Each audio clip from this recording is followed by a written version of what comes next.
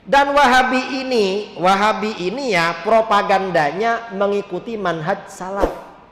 Padahal ulama salaf itu manhajnya tidak satu. Metode pemikirannya tidak satu, banyak ulama-ulama, dan mazhab 4 ini dari salaf semua. Nah, Wahabi ini, salafnya Wahabi ini tidak diambil semua, tetapi dilokalisir kepada pemikiran Imam Ahmad bin Hanbal. Selain pemikiran Imam Ahmad, walaupun lebih dulu daripada Imam Ahmad, oleh Wahabi tidak dianggap sebagai pemikiran salaf. Ini curangnya dia. Matamu bicak.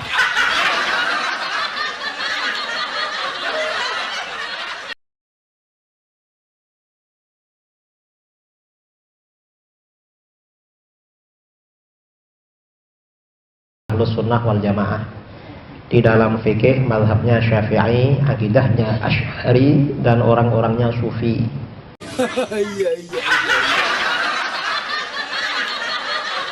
Assalamualaikum warahmatullahi wabarakatuh.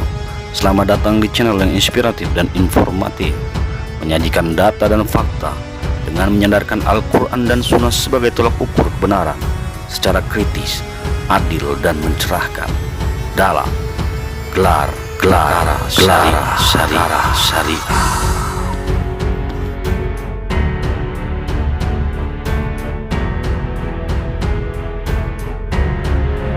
Orang yang mengatakan wajib memilih satu madhab, sama saja dia mengatakan bahwa kebenaran ada semua pada madhab tersebut. Baik, yang kita ikuti kebenaran bukan jayid, yang kita ikuti kebenaran yang sesuai dengan dalil Al-Quran dan hadis Nabi SAW. Kalau kita wajib mengikuti satu madhab, percuma kita belajar usul fikih. Dalam ilmu usul fikih ada namanya tata cara tarjih. Tata cara tarjih itu sampai 50 cara lebih. Untuk apa mentarjih di saat terjadi perselisihan para ulama, mana yang paling kuat dalil-dalil mereka? Makanya ya akhi, kita sedih di zaman sekarang ketika muncul orang-orang yang sangat fanatik dengan madhab, seakan-akan harus ikut madhab dia, seakan-akan kebenaran itu hanya pada madhabnya saja, padahal kebenaran itu yang berasal dari Al-Quran dan qala Allah wa qala Rasul wa qala Sahabah. Kata Imam Adz-Dzahabi, ilmu itu adalah firman Allah, sabda Rasulullah, dan pemahaman para sahabat Rasulullah. Walaysa bitamwih, bukan yang dibuat-buat.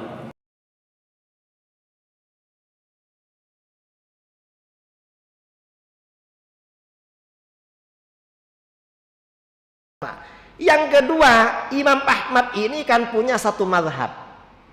Pemikiran Imam Ahmad bin Hanbal ini gak diambil semua sama Wahabi, tapi masih disempitkan lagi, dilokalisir ya pada pemikiran-pemikiran Imam Ahmad yang diterima oleh Syekh Ibnu Taimiyah. Ibnu Taimiyah ini hidup pada akhir abad ke-7 dan awal abad ke-8. Nah, dan menurut Wahabi, pemikiran Ibnu Taimiyah yang berbeda dengan Imam Ahmad bin Hanbal, maka pendapat Imam Ahmad bin Hanbal gak diambil. Mengapa? Yang dianggap salafi adalah pikiran Ibnu Taimiyah, padahal abad ke-8.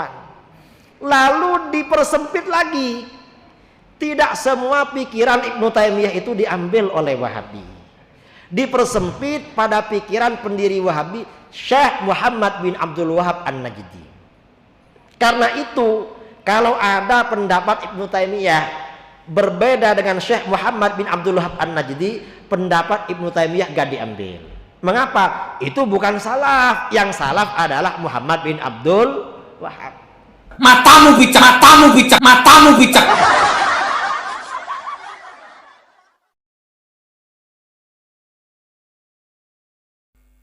Ya, orang-orang yang berbicara kepada Muhammad bin Abdul Wahab hari ini, saya jamin mereka tidak ada satupun yang bertemu dengan Muhammad bin Abdul Wahab.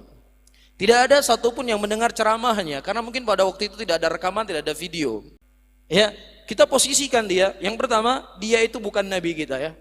Nabi kita Muhammad ibnu Abdullah ibnu Abdul Muttalib sallallahu alaihi wasallam. Ini harus kita fahami bersama-sama.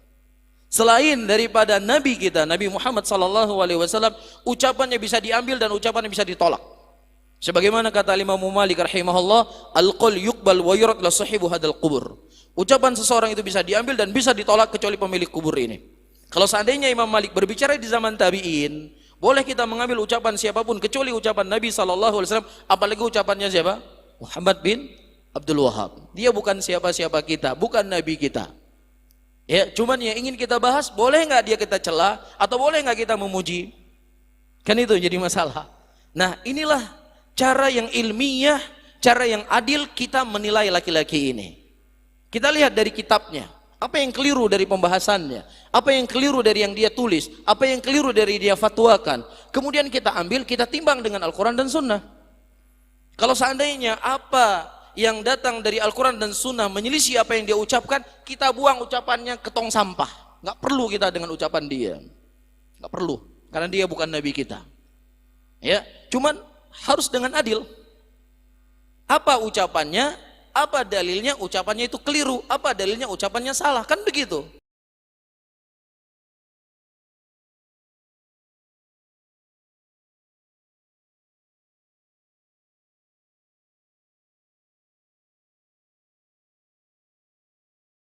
Sebagian salafi yang di Indonesia mempersempit lagi kepada Wahabi modern dari Yordania, Syekh Nasir Al-Albani. Pendapat pendiri Wahabi yang nggak sama dengan Albani tidak dianggap salafi, Albani yang dianggap salafi. Makanya Wahabi ini semakin lama semakin nggak karu-karuan cara ibadahnya. Mulut Anda kotor, mulut Anda kotor.